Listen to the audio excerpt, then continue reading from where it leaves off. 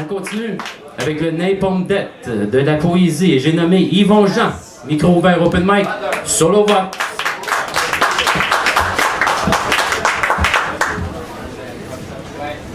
Le jeune poète Hachem Shahabani a été pendu après que sa sentence a été approuvée par le modéré président iranien. Il a écrit avant de mourir: j'ai essayé de défendre le droit légitime que tous les gens dans ce monde devraient avoir, qui est le droit de vivre librement, protégé par les droits civiques.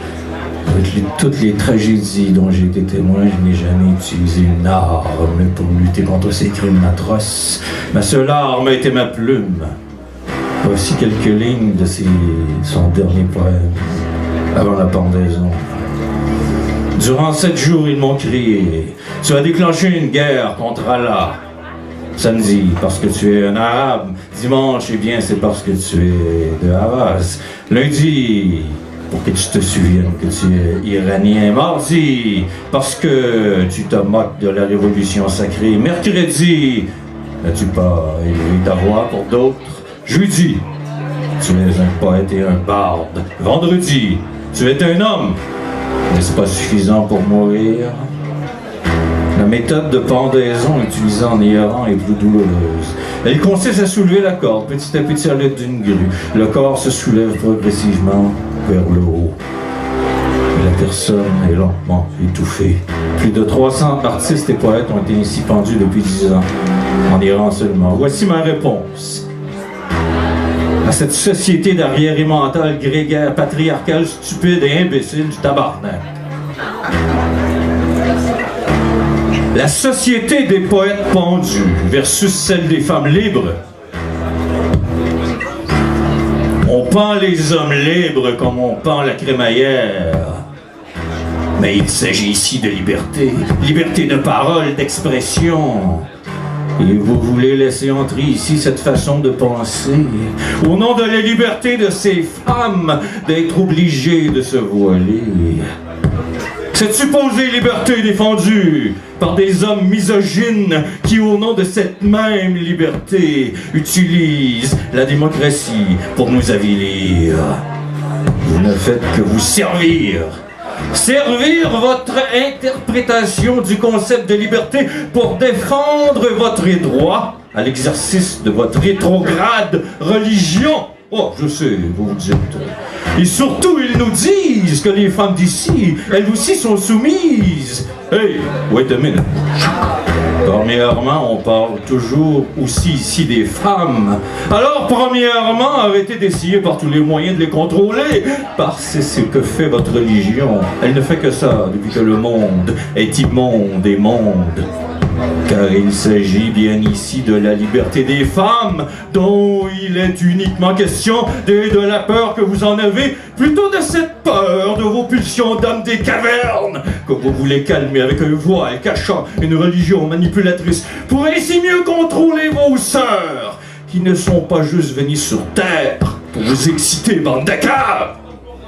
Je sais. Vous allez aussi me dire que les femmes de l'Occident sont-elles aussi contraintes à se surmaquiller, s'hypersexualiser? Ouais. Vous savez aussi très bien que tout cela est de la foutaise. Mais vous vous en servez, au nom de ce que vous appelez liberté, pour manipuler la réalité à votre guise et puis pour charrier le monde avec votre charabia de charia. Une minute, toi, qui a le patriarcat bien enraciné ici en Occident, en pays de démocratie. Si une femme surmaquillée, trop dénudée, décide de ne plus s'exhiber, alors elle ne sera pas reniée, rejetée, lapidée. On la regardera tout autant dans la rue et elle sera autant respectée et surtout libre. Tandis que selon votre interprétation de la vie, axée que sur vous, patriarcale, bancale, elle n'a d'autre choix que de se voler pour ainsi plaire à vos dictats à la con. Alors, dites-moi qui est le plus libre. La réponse est dans la question. Bande de cons qui a inversé tout notre séculaire processus démocratique si sûrement installé, qui nous permet entre autres de légaliser l'homosexualité, l'avortement et toutes les idées novatrices qui libèrent celles que vous voulez assujettir le plus, les matrices.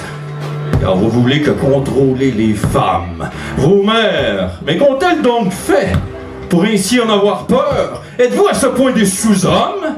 Sans colonne? Des invertébrés voileurs de pensée? Pour ainsi en avoir si peur? Et de vouloir à tout prix les contrôler comme votre chose, possession. Et tout ça au nom de votre liberté d'expression.